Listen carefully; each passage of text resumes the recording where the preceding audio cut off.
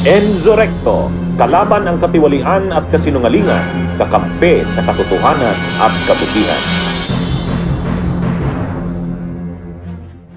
Mapapasubo ngayon si Harry Roque sa pangakong binitawan niya, nasusuko na raw siya kung mabasura ang isa pang petisyon na hinain sa Korte Suprema, na nagsasaad ng pagbabawal sa Quad Committee na padaluhin siya at hindi magbigay ng dokumento. Ayon po kasi sa kanyang vlog, gagalangin daw niya kung ano man ang maging desisyon ng Korte Suprema. Kung ito man ay hindi tanggapin, susunod daw siya sa anumang sabihin nito, kung siya man ay padaluhin at sumuko gagawin daw niya, pero totoo ba? Itong sinasabi niya, susuko ba talaga siya pag sinabihan siya ng Korte Suprema? Anyway, pakinggan po natin ang kanyang mga sinabi. Magandang araw po sa inyong lahat, ha? Well, unang-una po, nabalita ngayong araw na ito na yung petition ng aking anak para sa writ of amparo, certiorari at prohibition, yung writ for amparo ay nabasura daw ng Korte Suprema. Pero binigyan po ng 10 araw naman ang Kongreso para sagutin yung petition for certiorari at prohibition. Yung nagbabawal doon sa aking hinihiling na ipagbawal nga yung pagpapatuloy na investigasyon na sinasabi kong hindi na in aid of legislation at yung pagpoproduce ng mga dokumento na hinihingi sa akin.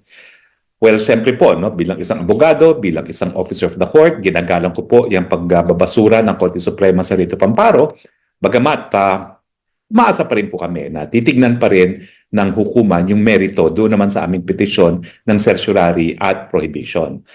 So binigyan po ng 10 araw ang ating Kongreso para sagutin naman yung ating petisyon para sa prohibition. Well, we're keeping our fingers crossed, bagamat nauna ko na pong sinabi na bilang officer of the court, talagang gagalangin ko po ang desisyon ng korte. Kung ano man ang maging desisyon na yan, asahan nyo po na susunod tayo. Pero hayaan nyo naman pong magkaroon ng desisyon ng hukuman at sana nga po ay sa madaling panahon ay magkaroon ng desisyon ang hukuman dyan sa petition for certiorari and prohibition. Yan po mga kabunyog, malinaw po ang narinig po natin sa bibig na mismo ni Roque na sinabi niya na susunod daw siya sa kung ano man ang desisyon ng Korte Suprema. Ang tanong, magpapakalalaki ba itong si Roque na harapin ang Quadcom? Or nagsisinungaling na naman itong si Roque at magtatago na naman? Anyway, ano ba itong isa pang petisyon na hinihintay niya na madesisyonan ng Korte Suprema? Ano itong petition of certiorari and prohibition? Para po sa paliwanag, pakinggan po natin ito. Akala ng ibang mga nagdi-discuss ng topic na to, na desisyon na yung petition ni Roque ng buo. Hindi po. Yung po kasing petition ni Roque, maraming prayers doon, maraming reliefs. Kumbaga, ang ano po kasi ang mga petitions na ganyan, mayroong prayer yan sa baba. Ibig sabihin, ano bang hinihingi mo sa korte? Yun ang tawag doon namin, prayer, reliefs. Ano bang reliefs ang hinihingi mo? Ba't ka lumapit sa korte? Yun. Maraming reliefs na hinihingi si Roque sa Korte Suprema. Ang na-resolve pa lang doon, ang hinihingi niyang protective writ, yung writ of amparo. Yun yung na-deny. Pero mayroon pang hinihiling si Roque na petition for prohibition. Petition for prohibition. Ano yung petition for prohibition? Yung hinihiling niya sa Korte Suprema na i-prohibit nito, itipatigil nito sa Quadcom ang order sa kanya na mag-appear siya sa Quadcom, i-produce ang mga dokumentong hinihingi sa kanya. Pinipetisyon niya sa Korte Suprema na maglabas ng order ang Korte Suprema na tumigil ang Quadcom. Hindi siya pwersahin na mag-appear. Yun ang hindi pa nare-resolve. Yun ang hindi pa nare-resolve, mga kabunyog. Pero yung paghiling ni Roque ng writ of amparo, protective writ, na protektahan siya, na-resolve na po, denied. Denied, mga kabunyog, mga kababayan. Kaya yan, anyway, linilinaw ko lang to. Kailangan kasi pag nag-discuss tayo, yung totoo, Yan po mga kabunyog ang ibig sabihin ng isa pang petisyon ni Roque. Ang pigilan ang Kamara na padaluhin siya at hindi ipadala ang mga dokumentong kailangan ng Kamara. Sigurado naman na mababasura ulit ang petisyon na ito at hindi papanigan ng Korte Suprema itong si Roque. Pero susuko ba talaga si Roque? Bakit ko po nasabi ito? Dahil kung maaalala po natin, nagsinungaling na itong si Roque noon at hindi na rin nakapagtataka. Sinungaling talaga itong butanding na ito. Kung maaalala po ninyo, Di ba nag-motion ang Kamara at inutusan itong si Roque na dalhin lahat ng kanyang salin o record ng kanyang mga ari-arian at nagsabi siya noon na gagawin niya ito, pero anong nangyari? Umatras siya at hindi na nagpakita pa sa Kamara. Well, mahirap na talagang pagkatiwalaan itong mga sinabi ni Roque ngayon, pero kung mangyari man ito, na hindi siya susuko, malalagot siya sa ating mga kapulisan dahil sa totoo lang pikon at galit na ang otoridad sa kanyang pagtatago. Halimbawa nito itong pahayag ni PNP spokesperson Jen Pajardo laban kay Roque. Lea, ano yung ibinigay na babala ng PNP kay Attorney Harry Roque? Magandang tanghali sa iyo, Aga. He can run, but he cannot hide forever. Ito ang sagot ng Philippine National Police sa tila pangangantiyaw ni dating presidential spokesperson Harry Roque sa mga otoridad na patuloy na naghahanap sa kanya. Ayon kay PNP Public Information Office Chief Police Colonel Jen Pajardo, hindi tumitigil ang pambansang pulisya sa paghahanap kay Roque, kaya't naniniwala sila na babagsak din ito sa kamay ng mga otoridad.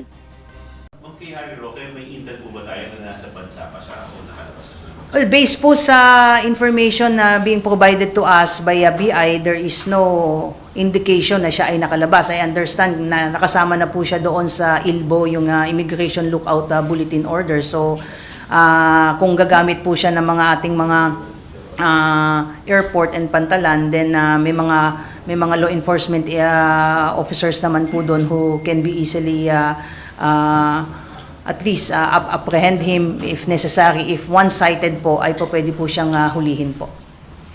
Ma'am, any reaction? Isa po dun sa mga in-upload na video ni Harry Roque, tila di umano pinaglalaro, pinagtatawanan niya yung PNP. Sabi niya, iniiba-iba niya yung broadcast niya ng video dahil nakaabang daw po ang PNP para hindi daw malaman. Your reaction? Well, for someone who is an officer of the court, siguro what we can say to him is prudence dictates that he should not make any insinuation na kaya niyang pagtaguan ang mga law enforcement agency. He can run, yes, but he cannot hide forever. Yun lang ang po pwede nating sabihin dyan. Also, ma'am, sa video, nagpasalamat siya dun sa mga kaibigan niya na tumulong sa kanya. Ano po ang babala ng PNP? Well, ang babala po natin doon sa mga nagkakanlong po sa mga wanted persons, yung mga pinaghahanap po ng batas, not only kay Attorney Harry Roque at iba pa pong mga high profile individuals, mayroon po kayong mabigat na kakaharaping kaso sa pagkakanlong na alam nyo pong pinaghahanap po siya ng batas, nagbibigay po kayo ng tulong, assistance para pagtaguan po niya itong mga legal na proseso na kanilang hinaharap. Ay once we have enough evidence, we will pursue cases against them. Ano yung mga difficulties na kanina? Of course, kilala naman natin kung sino si Harry Roque. Kung gaano siya well-connected. Well, you mentioned, sir, he is a well-connected individual, may pera din. So, alam po natin ang isang individual, not only in the case of Attorney Harry Roque, at yung iba pa rin pong mga personalidad na mayroong mga existing warrants na may mga capability gumamit ng kanilang mga pera, gumamit ng kanilang mga influence, ay kaya pong pagtaguan ng batas. Pero katulad nga ng sinabi natin, they can run but they cannot hide forever po. Maaabot at maaabot pa rin po sila ng kamay ng batas. Yan Roque, narinig mo naman ang sinabi ni spokesperson Jen Pajardo, na kahit magtago ka man mahuhuli at mahuhuli ka rin ang batas, kaya dapat panindigan mo yung sinabi mo sa iyong vlog, magpakalalaki ka at harapin ang iyong asunto. Dahil kung wala ka naman tinatago, bakit ka matatakot? Puwera na lang kung totoo ang inaakusa sa iyo. Kaya ka naduduwag humarap sa kamara. Huwag magmukhang guilty, di ba? May kulanong salita na ang ibig sabihin dito ay ang pagkakaisa. Bunyog Party List. Halika na, Bunyog Party List ka na. Halika na, Bunyog Party List ka na. Sa susunod, ang atinang suportahan, Bunyog Party List, nagtataguyod ng katotohanan, lumalaban para sa bayan.